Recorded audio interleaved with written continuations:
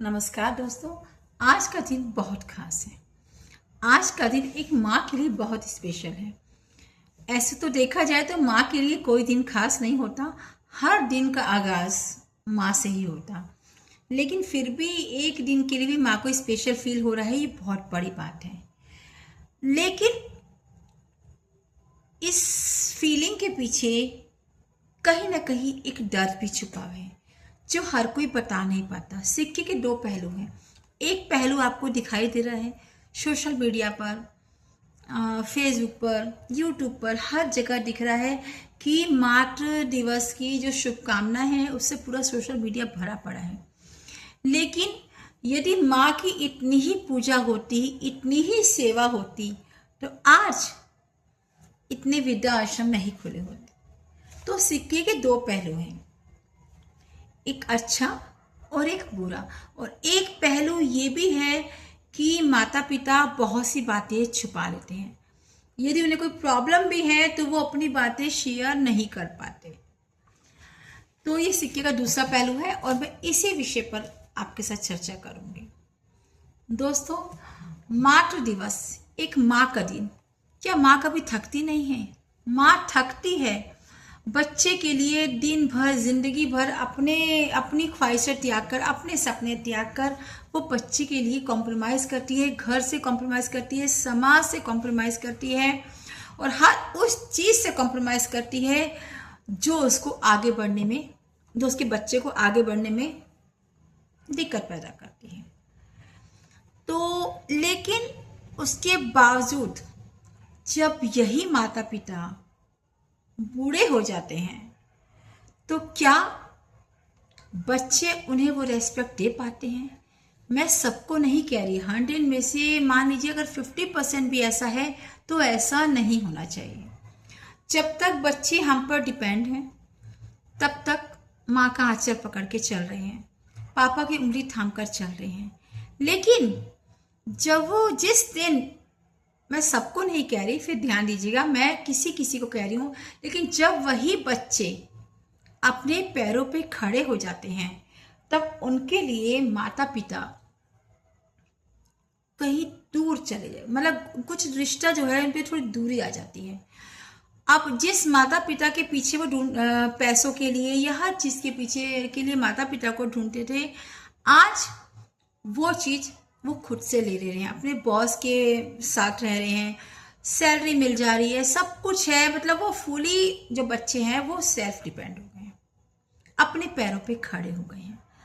और जब अपने पैरों पे खड़े होते हैं तो कहीं माता पिता कहीं ना कहीं कुछ दूर चले जाते हैं। माँ एक बार फोन करती है, बच्चे कहते हैं माँ बिजी हूं।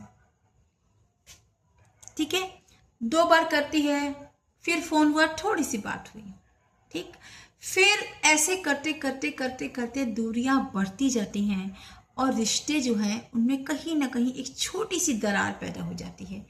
और ये दरार कब खाई का रूप ले लेती है पता ही नहीं चलता।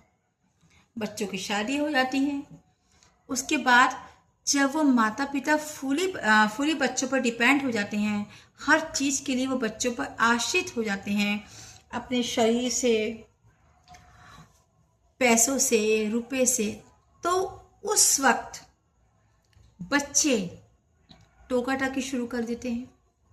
आप ये बात करो, आपके लिए ये अच्छा है, आपके लिए वो अच्छा है, और माता पिता के खर्चे बढ़ते जाते हैं और बच्चे के मन में कहीं ना कहीं एक अलग सी गुस्सा, तनाव रहता है कि मेरे पास इतने पैसे हैं नहीं, आप फालतू खर्च कर रहे हो, आप ये कर रहे हो, आप वो कर रहे हो। तो ऐसा मैंने अपनी आंखों से देखा है, इसीलिए मैं आपके साथ ये बातें साझा कर रही हूँ कि बुढ़ापे में आप कितने भी आपके लाडले बच्चे हो, कितने भी आप बच्चों को प्यार करते हो, कितने भी बच्चे आपकी आज्ञा मानने वाले हों, लेकिन अपने हाथ पैर खाली नहीं करने चाहिए। आपके पास जो भी प्रॉपर्टी है, जो भी पैसा है, वो जब तक आपकी सांस है तब तक अपने पास रखिए। किसी को पूरा देकर उस पर निर्भर मत रहिए। अक्सर देखा जाता है, एक आम आदमी की तो बात ही छोड़ दीजिए, अमीर आदमी है वो भी बच्चों के साथ एडजस्ट नहीं हो पा रहे हैं, उनके बच्चों ने वृद्धाश्रम में छोड़ जा रहे हैं, उनके खर्चे पूरे नहीं कर रहे, खर्चे पूरे नहीं कर पा रहे। इतनी महंगाई के ज़माने में, इतनी महंगाई के ज़माने में बच्चे पैसा देने में आनाकानी करें तो ये बात तो ठीक नहीं है ना।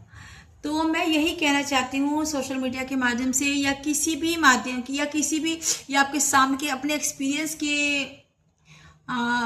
एक्सपीरियंस को देखकर, या दुनिया समाज को देखकर, अपने आसपास के माहौल को देखकर, ये मेरा अपना अनुभव है, अपना निजी अनुभव है कि माता पिता जो है बच्चों के लिए कितना भी त्याग कर ले, लेकिन प्यार अपनी जगह और अपना सेल्फ कॉन्फिडेंस अपनी जगह।